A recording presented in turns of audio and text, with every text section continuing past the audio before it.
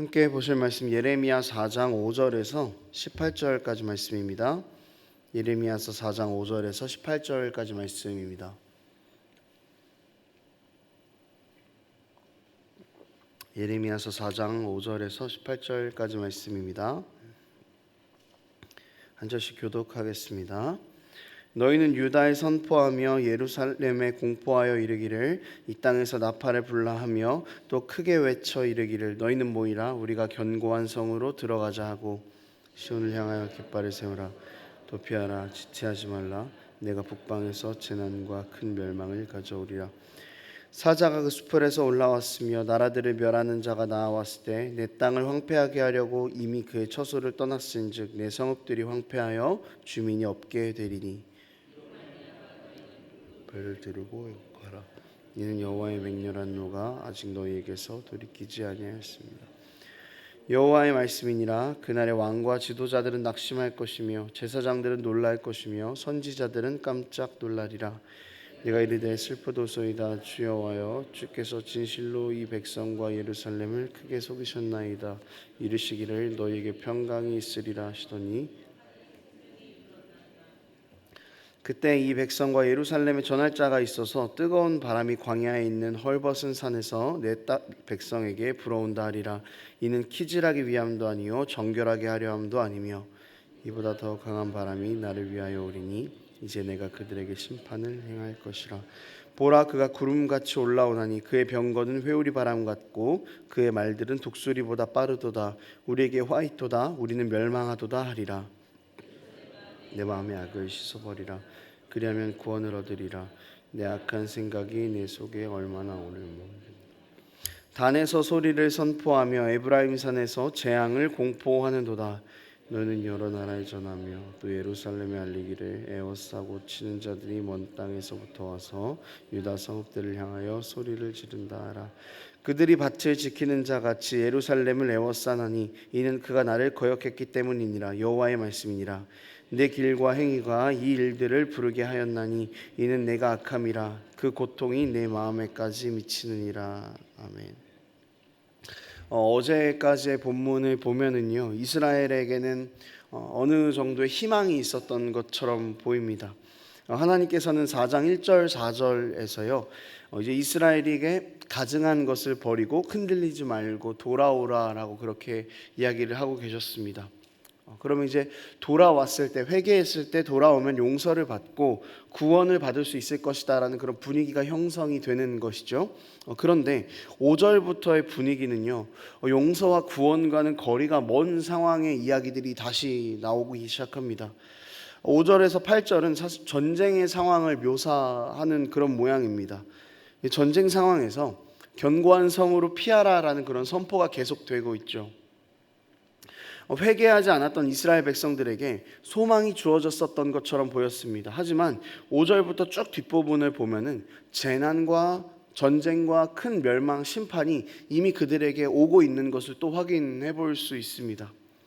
또 7절 이하에서 보면은요, 사자는 수풀에서 올라왔고 나라들을 멸하는 자들이 성읍들을 황폐하게 할 것이다 라는 이런 류의 경고가 계속되고 있는 것을 볼 수 있습니다. 그러니까 피한다고 해도, 회개한다고 해도 하나님의 진노가 끝이 나지 않는 장면들이 나오고 있는 것이죠. 사실 이 장면 자체가 조금 아이러니하게 보일 수 있습니다. 왜냐하면 회개하고 돌아오라라고 말씀하셨으면 돌아왔을 때 받아주셔야 되는 거잖아요. 그러니까 돌아왔을 때 용서해 주셔야 되는데 심판은 심판대로 진행이 되고 있습니다. 그래서 이거 좀 부당해 보이는 거 아닌가, 이제 이렇게 생각을 할 수가 있죠. 그래서 10절에 보면은요, 이 선지자는 하나님께서 백성과 예루살렘을 속이셨나이다 라고까지 그렇게 이야기를 하고 있습니다. 이 구절은요, 예레미야 시대에 거짓 예언을 하던 거짓 예언자들의 이야기에 모두가 속았다라는 그런 이야기로 좀 정리를 해볼 수 있을 것 같습니다. 예레미야가 활동하던 시대에는요, 거짓 선지자들이 거짓 예언을 하면서 이스라엘 사람들의 불순종을 정당화를 시켜 주었습니다. 심판에서도 안전할 것이라고 예언을 했고요, 6장 14절에 보면은요, 거짓 선지자들이 평강하다 이제 이런 식으로 예언을 했다라는 구절이 있습니다. 이 하나님께 속았다라는 의구심은요, 자연스럽게 이제 하나님을 향한 불평과 불만으로 연결이 되는 거죠. 예레미야는 왜 하나님께서 잘못된 선지자들에게 예언을 하는 것을 허용하셨을까라는 그런 의문을 품고 있는 것처럼 보이기도 합니다. 지금 이 예레미야의 이야기는요, 아합 시대의 그 미가야 선지자의 상황과 비슷한 겁니다. 하나님께서 거짓 선지자들을 허용하셔서 일하셨을 때가 있죠. 열왕기상 22장에 보면은요, 수리아를 공격하려는 아합 왕의 이야기가 나옵니다. 여기서 아합 왕들이 선지자들을 불러 모으죠. 근데 거짓 선지자들은 아합이 이길 것이다라고 그렇게 예언을 했고요, 미가야 선지자는 당신은 지게 될 것이고 거기서 죽을 겁니다라고 그렇게 예언을 했습니다. 여기서 아합은 거짓 선지자들의 예언을 선택을 했죠. 이 상황에서 이제 미가야 선지자의 마음이 어땠겠습니까?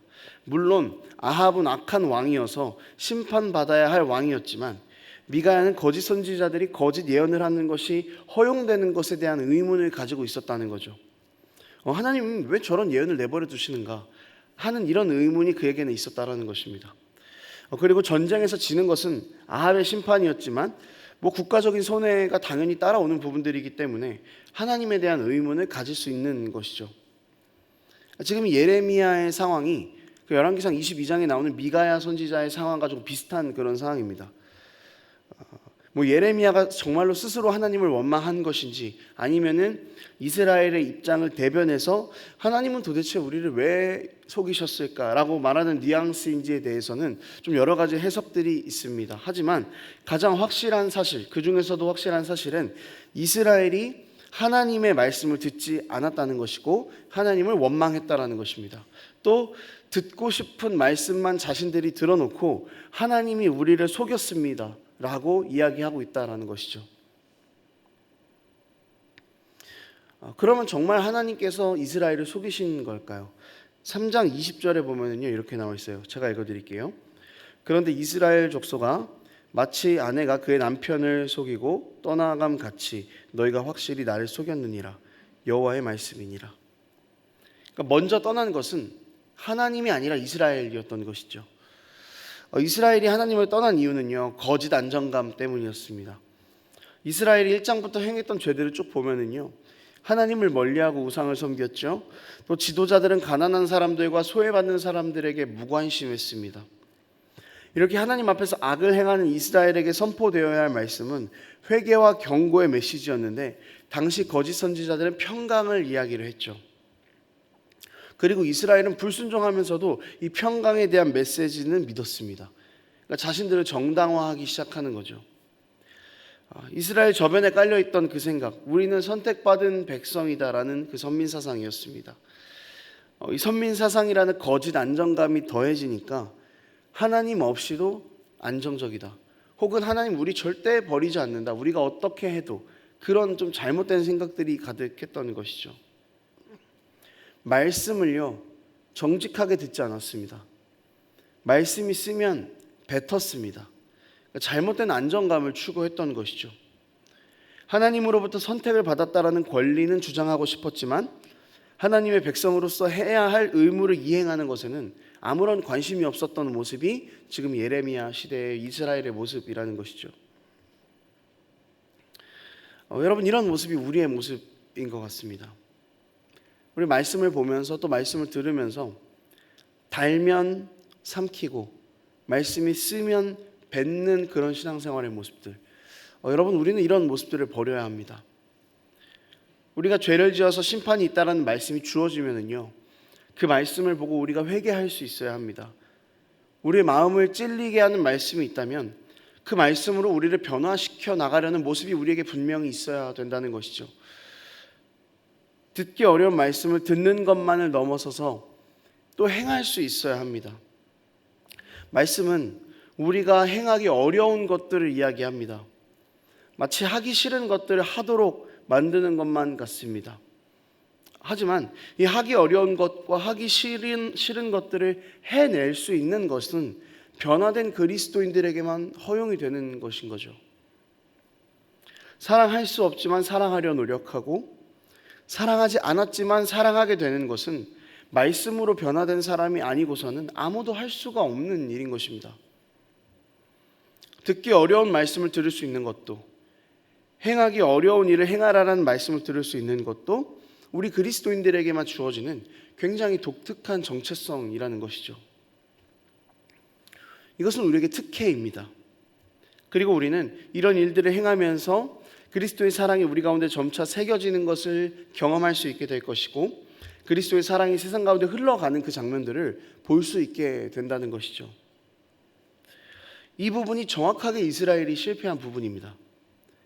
하나님의 사랑이 새겨지지도 않았고 하나님의 사랑이 드러나지도 않았습니다. 이 이스라엘의 실패가 오늘 우리에게 주어진 것은요, 너희는 실패하지 않았으면 좋겠다라는 하나님의 메시지인 것이죠. 여러분, 관계는 들음에서 시작한다라고 이야기합니다. 하나님과 우리의 관계는요, 들음에 더해서 행함까지 필요한 것입니다.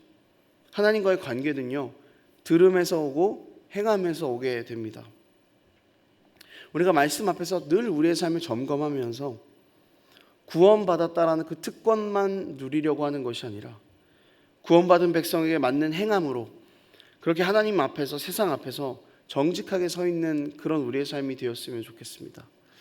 세상은 거짓된 메시지로 가득할 때도 있고요, 또 우리가 말씀에서 듣기 싫은 말씀이 우리의 마음을 건드릴 때도 있습니다. 우리는 거짓된 메시지를 먼저 세상에서 분별해낼 수 있어야 되고요, 또 우리에게 쓰게 느껴지는 말씀도 이것이 우리에게 달다라고 생각하면서 받아들일 수 있는 그런 믿음이 필요한 것입니다. 여러분, 말씀을 어떻게 대하셨습니까? 이것이 우리에게 주어지는 과제인 것입니다. 말씀이 쓰면 뱉어서는 안 됩니다. 그 쓴 말씀을 먹을 때 변화되는 우리의 삶을 경험할 수 있는 그 은혜 현장 가운데 함께하는 우리 삶이 되기를 원합니다. 말씀을 정리하겠습니다.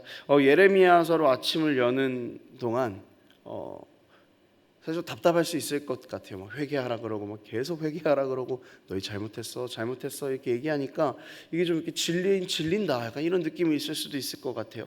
그런데요, 우리가 이 말씀 앞에서 계속해서 이 말씀을 대하면서 찔림과 회개와 변화를 반복적으로 경험해 나갈 수 있었으면 좋겠습니다. 말씀이 이야기하는 것에 더 귀를 기울이고 그 말씀에 우리의 삶을 맞춰갈 수 있었으면 좋겠습니다.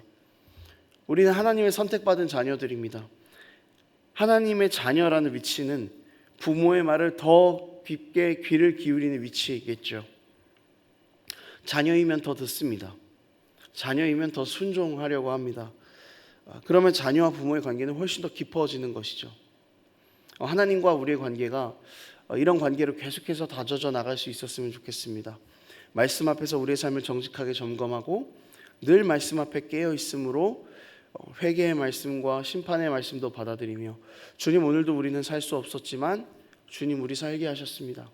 주님, 우리는 오늘도 연약했지만 이런 연약한 우리를 주님이 사랑하십니다라는 이 말씀 가지고 그렇게 오늘 하루와 또 평생의 삶을 살아가는 그런 우리의 삶이 되기를 원합니다. 기도하겠습니다. 하나님 아버지, 말씀 앞에서 우리의 삶을 다시금 점검합니다. 심판의 메시지가 쓰다고 받아들이지 않았던 우리의 모습들을 내려놓고 이제는 우리에게 쓰게 느껴지는 말씀도 기쁨으로 받아들일 수 있는 우리가 될 수 있도록 도와주시옵소서. 그리하여 우리 삶이 변화되는 은혜를 누리며 하나님의 말씀으로 우리의 삶에 능력이 있음을 다시 한번 체험하며 그렇게 이 세상 가운데에서 하나님의 사랑을 흘려보내는 자들로 점점 변화될 수 있는 우리 될 수 있도록 아버지, 우리를 붙잡아 주시옵소서. 감사드리며 예수님의 이름으로 기도합니다. 아멘.